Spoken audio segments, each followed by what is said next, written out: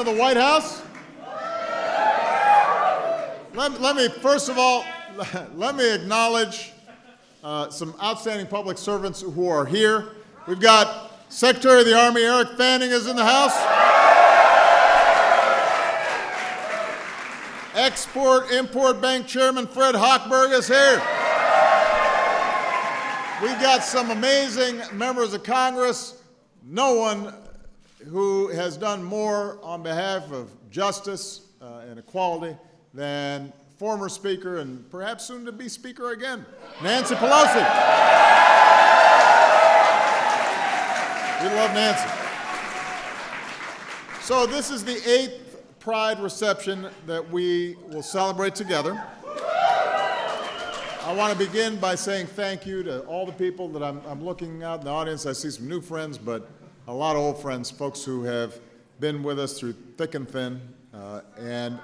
And I am grateful for all that you've done to work with us to accomplish some amazing transformations over these last 7.5 years. You know? So every year we set aside this month to celebrate the ways that so many lesbian, gay, bisexual, and transgender Americans have helped to make our union just a little more perfect.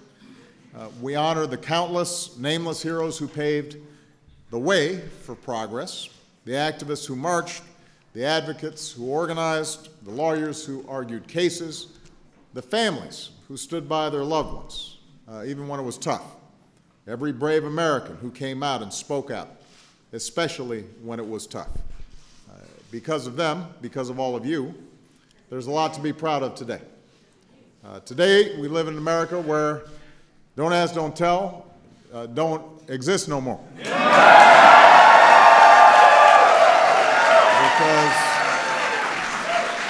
Because no one should have to hide who they love in order to serve the country that they love. We live in an America that protects all of us with a hate crimes law that bears the name of Matthew Shepard. We live in an America where all of us are treated more equally because visiting hours in hospitals no longer depend on who you are, and insurance companies can no longer turn somebody away simply because of who you love. Thanks to heroes like Edith Windsor and Jim Ober, I always get Jim's name. Jim knows I love him, but I never know where to put the emphasis. Obergefell. Generations of couples who insisted that love is love. We now live in an America where all of our marriages and our families are recognized as equal under the law. And that's an extraordinary thing. You know, when you talk to the upcoming generation, our kids, Malia, Sasha's generation, they instinctivly know people are people and families are families. And discrimination, it's so last century, it's so passe, it doesn't make sense to them.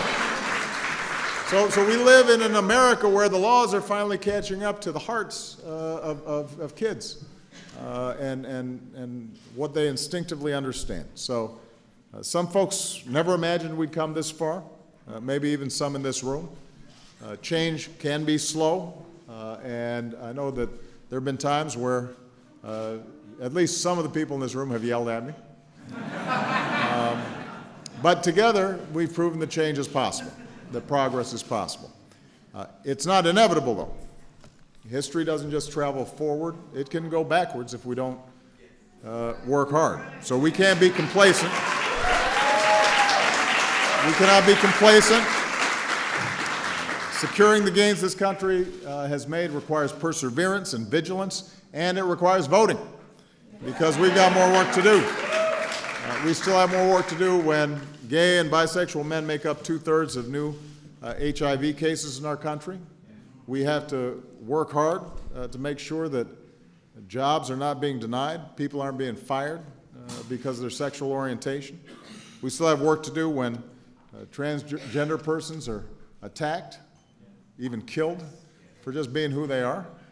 We got work to do when LGBT people around the world still face incredible isolation and poverty and persecution and violence and even death. We have to work to make sure that every single child, no matter who they are or where they come from or what they look like or how they live, feels welcomed and valued and loved.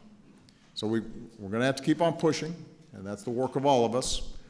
You know, the great and often unsung civil rights hero Bayard Rustin once said, we need in every community a group of angelic troublemakers. I like that. And that's what I see here tonight. You know, people who aren't afraid to ruffle feathers in the name of justice and equality until we extend the full promise of America to every single one of us. And that's always been our story. Not just in Selma or Seneca Falls, but in Compton's Cafe, in the Stonewall Inn. It's the story of brave Americans who are willing to risk everything, not just their own liberty or dignity, but also doing it on behalf of the dignity and liberty of generations to come. You know, they understood a truth that lies at the heart of this nation. When all Americans are treated equal, we're all more free. And that's what should give us hope. You know, despite our differences and our divisions and the many complicated issues that we grapple with, real change is possible. Minds open, hearts change, America shifts, and if the past few years have taught us anything, it's that people who love their country can change it. You know, one of the most special moments of my presidency was that warm summer night last June when we lit up the White House.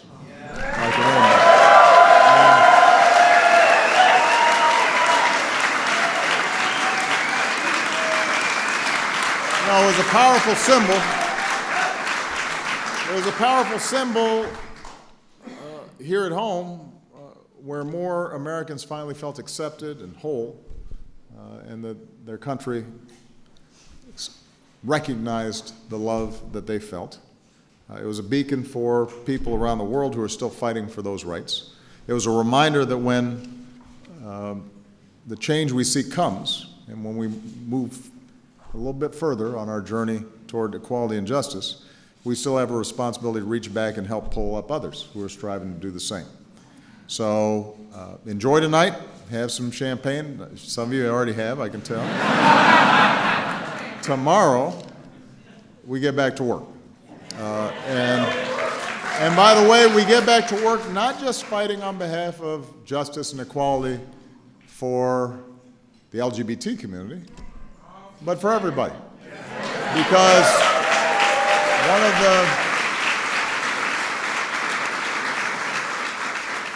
if you felt the sting of discrimination, then you don't just fight to end discrimination for yourself. You got to fight for the poor kid who needs opportunity.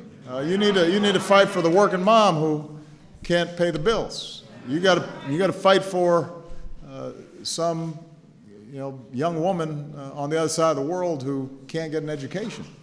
It can't just be about us.